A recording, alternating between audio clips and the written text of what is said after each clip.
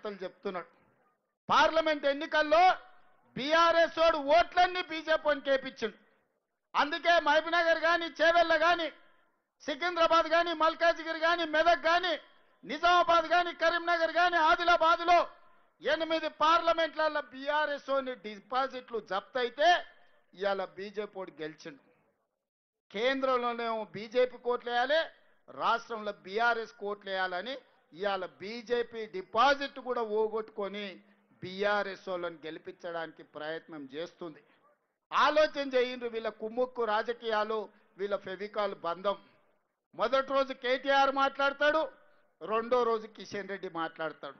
వీళ్ళిద్దరికి ఫామ్ హౌస్లో కూర్చొని ఇవాళ ఆయన నీతులు చెప్తాడు. ఇక కేటీఆర్ అయితే చెప్తున్నాడు, చెల్లెలు సునీతమ్మని గెలిపించండి, ఆమె కన్నీళ్లు దూడవండి అని. వెనకటికి ఎవడోనంట సొంత చెల్లెలకు అన్నం పెట్టలేదంట, కానీ చిన్నమ్మ బిడ్డకు బంగారు గాజులు చేపిస్తా అన్నాడంట. ఓరి సన్నాసి, నీ తోడబిట్టిన చెల్లెలు, నీ సొంత చెల్లెలు ఆస్తి ఇవ్వాల్సి వస్తుందని ఇంట్లోకెళ్ళి బయటకు పంపించినవని ఇవాళ నీ సొంత చెల్లెలు మా పాలమూరు జిల్లాకు వచ్చి ఏడిచింది నిన్ననే. నీ సొంత చెల్లెలనే చక్కగా చూసుకోక నీ నాయన సంపాదించిన 1000 కోట్ల అక్రమ ఆస్తిలో చెల్లెలకు వాటా ఇవ్వాల్సి వస్తుందని సొంత చెల్లెలనే ఇంట్లోకెళ్ళి ఎలగొట్టిన దుర్మార్గుడివి. ఇవాళ నువ్వు మాగంటి సునీతమ్మను నువ్వు మంచిగా చూసుకుంటావా? మా అక్కలు నమ్మాలనా నిన్ను? ఇవాళ అడుగుతున్న ఎవడైనా సొంత ఇంటి ఆడబిడ్డను మంచిగా చూసుకోనోడు ఇవాళ మన చిన్నమ్మ బిడ్డలను, పక్కింటి ఆడపిల్లలను మంచిగా చూసుకుంటాడా? ఒకసారి ఆలోచన చేయరు. ఈ ఎన్నికల కోసం ఉత్తగా ముందల నిలబెట్టి ఓట్లు వేయించుకొని గెలుచుకోవాలని ఆలోచన చేస్తారు. ఇవన్నీ నేను చెప్తలేను, వాళ్ళ చెల్లెలే మైకులలో చెప్తుంది. ఇవాళ మీ చెల్లెలు అడిగే ప్రశ్నలకు నువ్వు సమాధానం చెప్పు సిగ్గుంటే. నీ చెల్లెలే చెప్పింది కదా, మా నాయనని అడ్డం పెట్టి వీళ్ళు 1000 కోట్లు సంపాదించారు దుర్మార్గులు, ఇవాళ మా నాయన మీదకి కేసులు వచ్చినాయి, మొదట వీళ్ళందరినీ జైలు వేసి లాగులలో తొండలు ఇచ్చి కొట్టండి వాళ్ళ సొంత చెల్లెలు చెప్తుంది. ఇంకా ఇంతకంటే ఇంకెవరైనా చెప్తారా? ఏ ఆడబిడ్డ అయినా పుట్టింటి మీద ఆరోపణలు చేయదు. తనకు కష్టం వచ్చినా, నష్టం వచ్చినా, దుఃఖం వచ్చినా, అత్తగారి ఇంట్లో వేధింపులున్నా పుట్టినిల్లు మంచిగా ఉండాలి, తల్లిదండ్రుల కీర్తి గొప్పగా ఉండాలి, తోడబుట్టినోడు చల్లగా ఉండాలని కోరుకుంటారు. కానీ ఈ దుర్మార్గులు ఎన్ని కష్టాలు పెడితే సొంత చెల్లెలే వీళ్ళు దుర్మార్గులు, వీళ్ళని ఈపులు వాళ్ళకు కొట్టాను అని చెప్తారో ఒకసారి ఆలోచన చెయ్యండి. అందుకే నేను చెప్పిన, సొంత చెల్లెలకు అన్నం పెట్టినోడు చిన్నమ్మ బిడ్డకు బంగారు గాజులు చెప్పిస్తా అంటే ఎవడన్నా నమ్ముతాడా? అందుకే మిత్రులారా, ఇవాళ మీరందరూ ఆలోచన చేయండి. ఈ ప్రాంత సమస్యలు పరిష్కరించే బాధ్యత నాది. మీరు నవీన్ యాదవ్ను గెలిపించండి. ఇవాళ ఈ నగరంలో ఏ పని చేయాలన్నా నాకు నా ఎంబడి ఉండాలి, నాతో పాటు పరిగెత్తటోడు రావాలి. అందుకే యువకుడు నవీన్ యాదవ్ను గెలిపించండి. ఒక్క ఓటుకు మీకు 2 సేవకులు వస్తారు. ఒక పక్కన అజారుద్దీన్ మంత్రిగా జూబ్లీహిల్స్ సమస్యల్ని పరిష్కరిస్తాడు, నవీన్ యాదవ్ ఎమ్మెల్యేగా ఉంటాడు, అనిల్ కుమార్ యాదవ్ ఈరోజు రాజ్యసభ సభ్యుడిగా ఆ నిధులు మీతో ఖర్చు పెడతాడు. అందుకే మిత్రులారా, ఒక్క అవకాశం ఇవ్వండి. 3 సార్లు బీఆర్ఎస్ వాళ్ళకి ఇచ్చారు, 3 సార్లు పార్లమెంట్లో బీజేపీ వాళ్ళకి ఇచ్చారు. ఈ ఒక్కసారి నన్ను నమ్మండి, నవీన్ యాదవ్కు ఓటు వేయండి. ఈ ప్రాంతాన్ని అభివృద్ధి చేసే బాధ్యత నాది, మీ సమస్యల్ని పరిష్కరించే బాధ్యత నాది. అదే కాదు,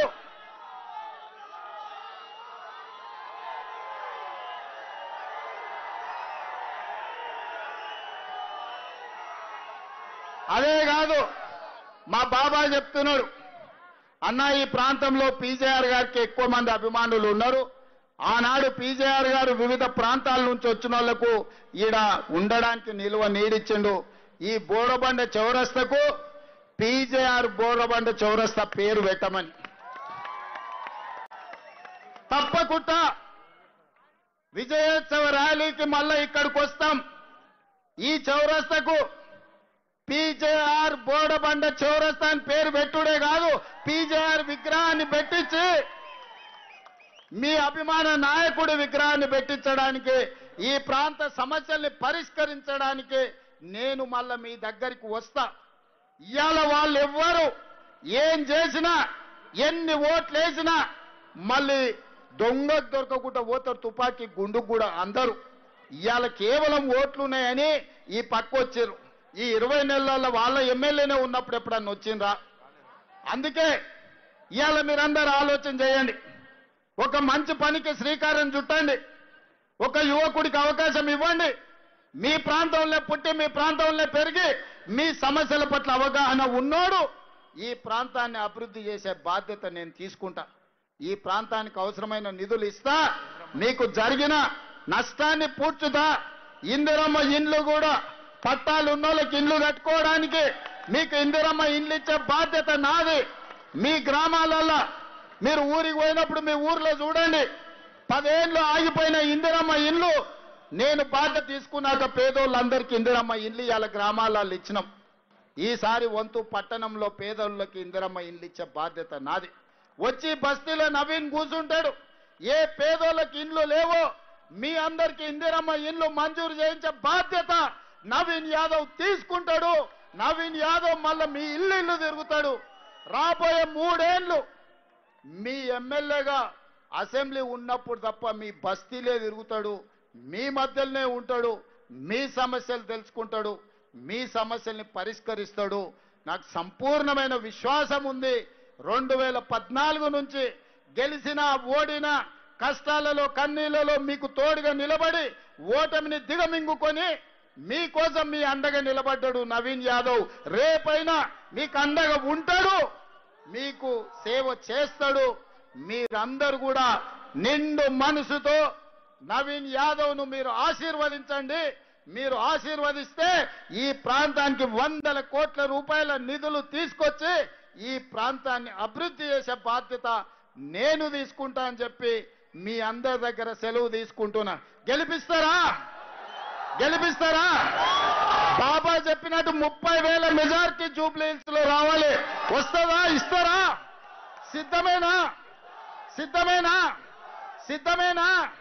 జెండాలు పట్టుకున్న వాళ్ళు ఏమంటలేరు. సిద్ధమేనా? సిద్ధమేనా? వెనకాల ఉన్నోళ్ళు సిద్ధమేనా? సిద్ధమన్నోళ్ళందరూ చేయి పైకెత్తండి. జై కాంగ్రెస్.